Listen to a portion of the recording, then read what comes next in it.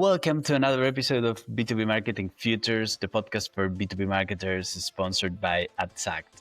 Today, we'll explore where alignment breaks down, what actually works in modern organizations, and how teams can move beyond theory into operational reality. So before we continue, I would love to hear from you. Ravali, Dodia, and I'm with ServiceNow, and I'm the director of the campaign management, so I lead the team of the campaigns. Hi, Melissa Casey. I'm with Yext, and I am the VP of our go-to-market business systems. Awesome. Welcome both. Thank you so much for those introductions. Let's start with a quick, but probably loaded question about where do you see the biggest breakdowns between sales and marketing alignment?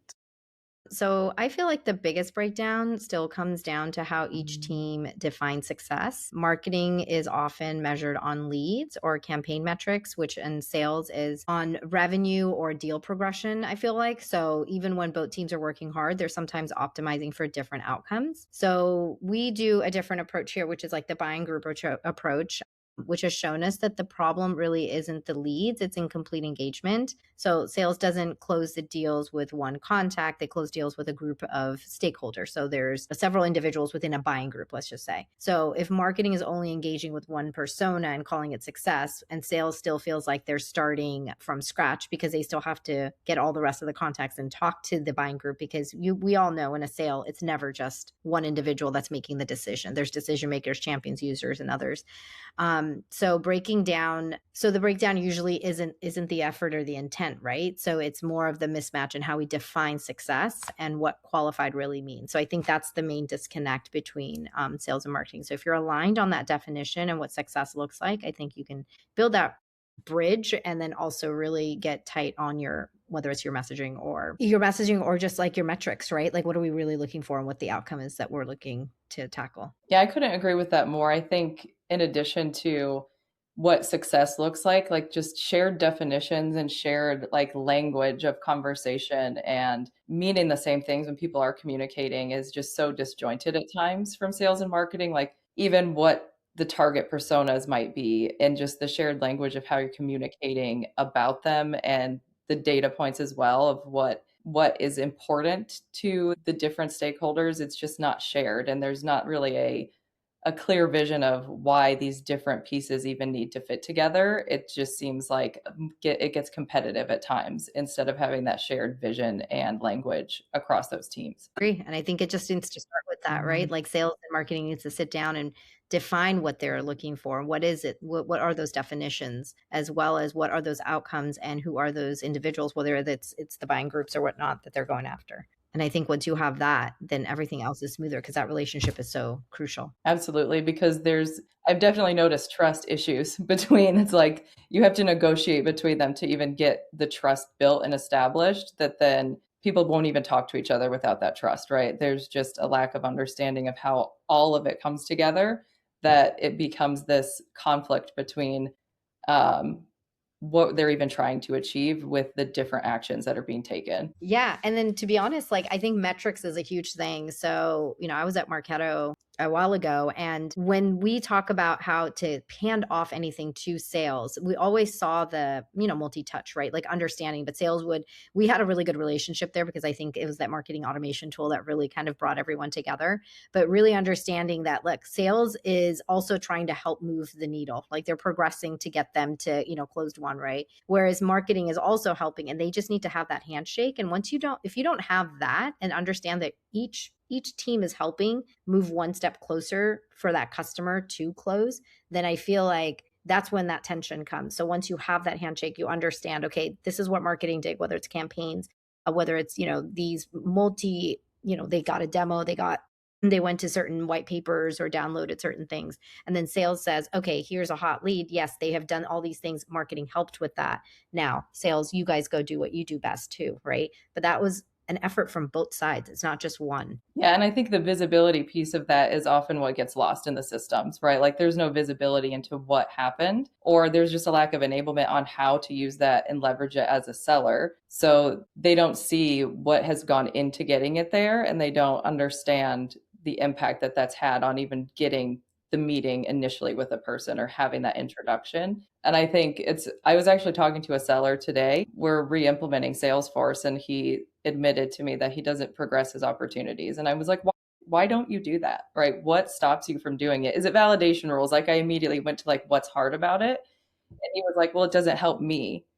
That was like a very telling statement that I think happens a lot with sales, that they're like, going through these stages doesn't help me do my job better. And they're not seeing, like, if they're not progressing something, that marketing is completely blind as to where someone is in their buying journey, and that they need that, almost like the line. Sometimes you have to connect the dots for people, and it's not just a lack of caring. They just aren't thinking about it. They're so focused on what they're trying to do that they don't think about how they could be getting help by having transparency and visibility into where they're at in a deal cycle. Right. Like if you don't know what traction is helping or not helping, how do you move them along too? Right. So I agree with you. I think that visibility is super important, and whatever tool you use. Right. So if you have that from a marketing, it's like, okay, why are these deals being stalled? Okay, is it more of like what campaigns need to be out there? What visibility, where are these customers, understanding where your customers are too, and then going there, right? Whether with a creative ad or whatnot. And then sales can follow up once we get them there and see what they need to, because obviously the offers are there for them to progress it into the next, which is talking to a seller. So I think, again, you said it perfectly, where it's very important to understand and have that visibility into what marketing is doing and where sales is, so then you understand that connection point. Yes, because then they start complaining on the seller side around like things we don't get enough qualified leads. They give us leads that are not of value, and they don't understand that part of the cause of that is them not also following any kind of consistent process that lets marketing know that those leads aren't of value, so they can retarget. Like, it becomes this cyclical kind of critical element versus a collaborative approach. And does account level agree. marketing reduce misalignment or just shift it elsewhere? Or you actually need to focus on lead-based thinking, as you were mentioning, Ravali, before. Does account level marketing reduce misalignment? I think it does help quite a bit, because we're working off of the same like targeted account list then, right? You're working off the same lists. So it's basically helping, let's just say, I'm just making it up, but like you have 100 companies that you're going after. So now we as in marketing is also making a strategy and a campaign around for those 100, right? To make sure that we are doing those campaigns that talk to them. So in that way, now you already have a shared account list almost, right? And so then you know how to approach them. So you can get marketing to do all the things that they do before sales can talk to them, because you're filling in the roles. Like for buying group, for example, there's going to be a champion, a user, an economic buyer, and there's others, right? So if you get those contacts, now it's like, okay, we have this full buying group now. Sales, go and talk to them and let's kind of close the deal. Or what are the next steps? Progress that progress that buying group, right? And that account to the next step. Yeah. And what changed in your case, probably, when you changed from lead-based thinking to buying groups? It's just the volume. A lot of times when you look at leads, you're probably getting thousands of them. When you're doing buying groups, you're just getting less of it. But you don't want quantity, you want quality. So I think that's huge and important. It's just a mind shift, and you have to get used to that. And yes, it may seem like everything is going down in your numbers, but again, once you kind of progress into this and you understand, like, you're getting better quality individuals within the buying group and you're progressing that, you'll see that, it's actually a better approach than to just go by lead. And I don't think there's a wrong or right. It just depends on your business and the organization of what you're trying to achieve. Yeah, I've seen we transitioned to account-based and like buying group-based selling and marketing about a year and a half ago, I would say. And it has posed some challenges because it was new, right? Like getting those kinks ironed out. But we have seen more traction, to your points of, it is lower volume, but we still have this inbound flow happening. So it's a little bit of a in-between time where there's two motions happening at once. And sometimes those are in conflict, which I think can be interesting when you have a hand raiser, but you're also doing buying groups. And it's been helpful in that way to identify who's maybe missing from the buying groups. Like, we are talking to this account. Now we have a hand raiser that's not even aware of that. So sometimes they're just influencing each other as well to get to the right personas in the appropriate people in the buying groups that you're targeting. Correct. I agree with that. It's one of those things where, hey, somebody is hand raising. How do you progress them faster? Because they are. You want to make sure, even though they weren't in the group, in the buying group initially, but you do want to understand what their role is and then start to understand that team of individuals within there and then say, okay, maybe we do need to add him in or her in, right? Because they are another individual within that role. They play a huge role in it. So I mean, it's all learning. We're learning as well as we're building this. So I think that's great that you guys have been doing this for a while. That's so interesting. If someone is hand raising, is sales the one in your organizations talking to them, or marketing, or is a communication that you keep on going and maybe sales talk to them and then they give them back to marketing to keep nurturing them, or vice versa? How is that? I think we're still working out what works the best, but currently with hand raisers, we do some enrichment up front with some of our marketing tools to understand the size of the company that they're working for. And then sometimes they just go into a nurture campaign, depending on what the enrichment finds. And then other times they're going over to a BDR. So our BDRs have shifted. They were in the marketing team. Now they're shifted to sales. So that is pivoting a little bit, finding like where they provide the most value. But right now the BDRs are qualifying those leads and then pushing them into the account process if it's a new account or if it's an identified account. Yeah. And that's, I mean, we're still trying to build this out and everything, but that's our thing as well. BDR would be qualifying that to see how we can progress them. And if it's not something that, works out where they can progress the deal, then they send it back to marketing for us to nurture further. Yeah, it's interesting that relationship, because people just want the information sometimes and they don't want to be treated as they were ready to buy, right? They just want to answer a query, and not for that reason receiving 100 emails, but on the other hand, you want to progress the deal. So balancing that demand creation versus demand capture is quite complicated. I don't know if you can share specific names or vendors or technology, but if you could describe your technology, how you identify this data. Of course, racers is evident. You get leads, their emails, probably their names, companies. But how do you see intent data?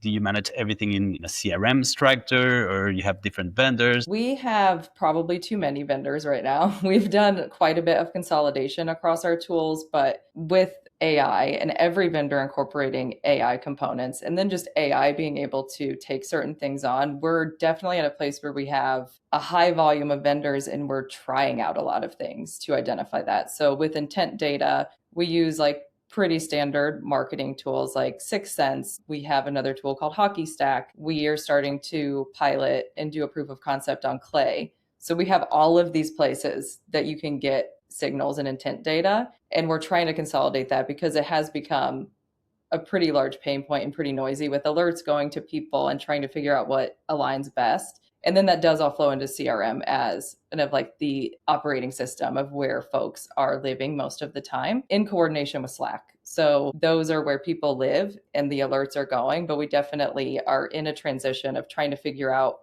what we need enrichment tools for versus what we need, intent signals coming from, and really trying to get a solid grasp there and not have such a proliferation of tools, because that's definitely where we're at as an organization, as we have maybe 6 things that are redundant at this point. Yeah, for us, it's still so nascent. So I feel like I'm not even that close to that technology side as much. So I could not speak to it intelligently to say what it is, but I know these are the ones, these names have come up, Melissa. So I have seen that. Yeah, that's really interesting, Melissa. And in this evaluation, do you talk with sales to get their input on what's valuable, what's not, or is something that just marketing cares about? Now we're having the cross-functional conversations. I think historically, there were a lot of people making these decisions, not talking to sellers and just sending things their way. And it's interesting that you get different feedback. Like alerts is a big topic right now. What do people want alerted on versus what they don't want to? So some of that now we're trying to design around flexibility where people have some say in how they're receiving that information. Is it a digest that they get that they can opt into versus sending them just like alerts in real time of things that aren't truly like actionable in the moment? So it's been an iteration and interesting to see that, because we have started having the conversations cross-functionally, and there were a lot of assumptions being made on what sellers did and didn't find value in that were completely off base because no one was talking to them about it and their opinion was totally different than what others expected. So that's been a really positive shift, and we've had a lot more impact on implementing things because of having those conversations versus someone sitting in a room that's never sold something saying this is valuable to a seller. Yeah, that connection and that conversation, when you're especially, implementing new tools and everything, especially if it's going to sales, I think is so important. And that discovery calls with them, right? Just understanding like what is important to you as like an organization, because what marketing things again is important may not be the same for the sellers. So I find it funny that a lot of times that people don't even take the time to learn about what that is, and then this is where you get a bunch of tools, right?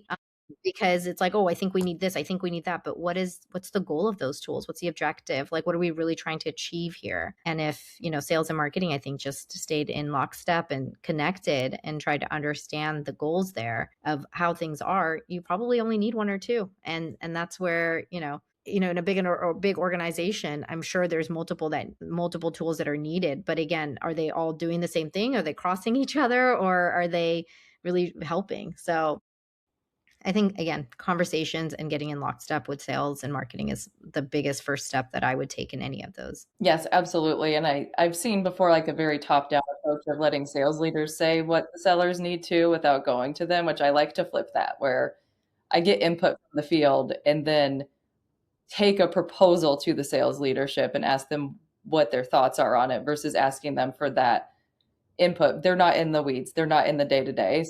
And it's not that they're bad ideas. It works better to take something to them that's already been vetted and talked through with their teams versus asking them to make a decision without, context around it, which I found a lot of people take that approach and it just isn't as effective or impactful. Yeah, I agree with that 100%. I mean, the people that are doing that job day to day will know, are much closer to it. So they're the ones that we should be reaching out to and connecting with. One of the topics that you have mentioned most today is having conversations and having good communication with sales. However, do you have any kind of frameworks or processes or rituals that you have found most effective in improving this alignment?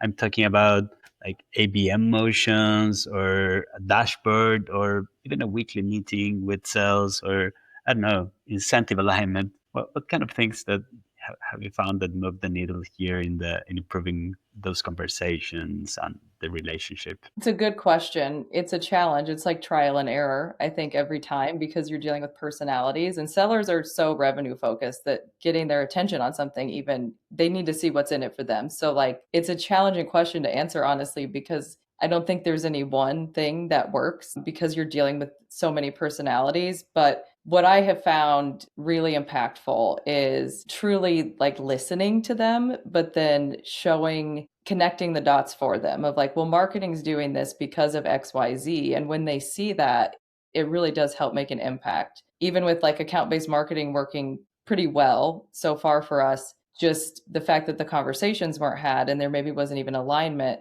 is kind of the root cause of everything. So having those conversations in the context of a project or an initiative is where I've seen you get the most engagement when they're going to get something out of it that they can see that's tangible. But I think also one thing that we've started doing pretty well internally is having cadenced follow-ups on how things worked versus just implementing something and then everyone forgets about it. Like making sure that upfront the goals are clear and it's just really like basic stuff that we would think of. And just really doing the basics I found is more impactful than any kind of like play that you can run that's repeatable. And being able to react quickly, I found honestly far more impactful than really something that you're trying to do repeatedly. I agree with that. I think it's trial and error. I think it's different in every organization, but I think a few things would really help. Like I've mentioned it before, like the shared definitions, right? The joint account and role coverage. Like if you have the shared dashboards, you guys are looking at the same thing. Regular operating rhythms, maybe weekly account reviews or campaign stand-ups, or maybe bi-weekly, whatever works within that organization. But I feel like the most important is when, and most effective is when teams treat marketing as part of the deal team, like the deal progression. So instead of marketing saying, here's your leads or buying groups, it becomes like, here's where this buying group is stuck, and, here's what we're going to do together to move this forward. I think if you have that alignment, you have a much better partnership and trying to be more effective in that sense. But yes, it is. You're dealing with a lot of different personalities and different whatnot. So I think it's just important to kind of try what works for you and the organization and the people within it and kind of go from there. I think consistency is an important component that gets missed. Like doing these things consistently, there's not necessarily like right or wrong.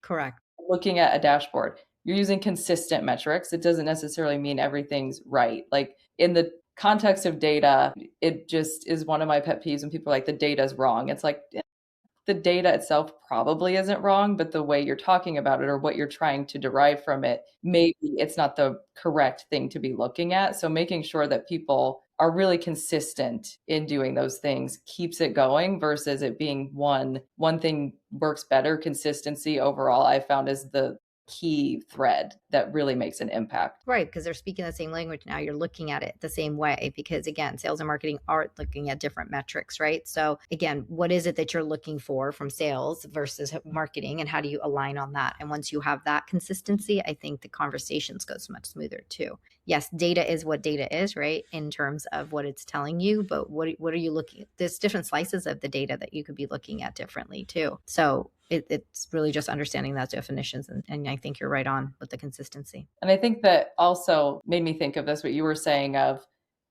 there's just this instinct for folks. And I found it more with marketing than sales too. Like this data point exists, we should look at it. Like this is here, so it's important. And I found it really important to reorient people around what are you going to do different based off of that? What action is going to be taken so that you don't overwhelm? Because I found that being a pretty consistent issue where people are looking at too much and then nothing's happening. There's no impact from any of it. So really trying to get people to think about things differently and lead with not, we have this data, what are we going to do with it? It's, we have this problem, what's going to help us solve it? Exactly. Just the goal in mind. Like, what are we going to do and how do we look at that data and that could help us? I think simplifying things is probably the best. But when you also have so much data, people just want to dive in and just, try to do so much with it, but nothing gets done. And that curiosity is so great. And so it's a line of, you don't want to discourage that curiosity, but also, is it having an impact becomes a conversation that has to happen at some point. Right. What are we going to do with that data point? Correct. Yeah, and I can't stop thinking of attribution when you were talking about like aligning on the campaign structure, on the data, and revenue. At the end of the day, Melissa, you mentioned like sales are always focused on revenue, and how you link your campaign results to revenue, I believe, is attribution. And attribution probably is one of the most complicated things in B2B, with multiple decision makers, so many touch points over long sales cycles. I don't know, how are you, is that like the magic recipe you believe in sales and marketing alignment, or is just Attribution is the hardest thing that everyone has been hyper focused on too. And it is so hard, especially looking at like having buying groups and doing a more collaborative approach. It's like comp structures, everything that's built in reinforces that behavior, that attribution is the ultimate measurement of success versus an outcome being the measurement of success. That I find it's a really challenging problem to solve. I don't know, I'd be interested to hear how you guys have dealt with that, because it is just, it's super complex when you have so many touch points, and then trying to even get to attribution becomes another point of contention where it's like, no, this was sales created, and everyone kind of comparing impact versus that collaborative approach. Yeah. And again, we're still so new and we're trying to build this out, but I feel like it starts with designing campaigns around the buying group, not just the channels or the content themes. So we ask like which roles are missing, where is the deal stalled, what signals tell us that that account is ready to move. And so I feel like perhaps those are the things that we should be looking at for the attribution, in terms of, okay, well, then this is what marketing can help with, right? What roles are missing? Okay, this is an acquisition. How do we go out there and try to fill in these roles more? Because now that we know that we need that. And then, the marketing can just build programs that solves these specific gaps. whether that's execution through content for like an economic buyer or a technical proof for like a user or a practitioner, customer stories for any of the stakeholders, right? Those always kind of move the needle quite a bit. So I think the key is to closing the loop. Like sales needs visibility into what marketing is doing at that account level, but marketing needs that feedback on what actually is moving the deals forward. So when both teams are looking at the same buying group, like the dashboards that I was talking about earlier as well, like the same kind of sharing those metrics and those definitions, it stops being this theoretical and becomes this very practical. Okay, we need this role engaged and here's the plan to do it. And that's what's going to move the needle. I feel like that's more of the approach that we're trying to take. Again, we're still very much in the process. That's a really good approach. You guys had to change how you're staffed in the marketing side of things, or like how things are structured in order to be able to have the right people doing those roles? It is hard, again, but we'll see how this pans out too, right? Like in theory, like all of this is what we want to do and we're putting it into practice. But again, once we start to see what's working and what doesn't, that's when we're going to start to optimize things as well, because you've done this for at least a year and a half, right? With this buying groups. Are some of those things or what you guys are approaching, or what have you seen that worked or did not work? I think that would be a really great understanding. We have had a lot of changes in leadership in the way we're structured since we started it. So I think while we've been doing it for a while, there's been some things that worked well, other things that didn't, but some of it could have been due to external things that were happening that weren't necessarily related. I think we have a lot to learn still as well, definitely, with implementing this, because the even the scope of the types of customers we have, like even establishing a TAL had to be a very large initiative because it's so broad, and getting everyone aligned on that with the collaboration between marketing and sales component of this. Marketers aren't involved in that level, and I think they would like to be, but it is that trust element that has stopped it. And sellers and marketing are still pretty disjointed. So I would love to hear afterwards how things are going for you all as well, because that's definitely an area of opportunity for us. Yeah, and I think that's every organization. And we have a great leadership that is really supportive of this and really wants to see these be successful. So when you have the great sponsorship, I think it moves faster and more smoothly. But when there is, when you're butting heads with, teams or whatnot, I think that's where a lot of the fallout could be.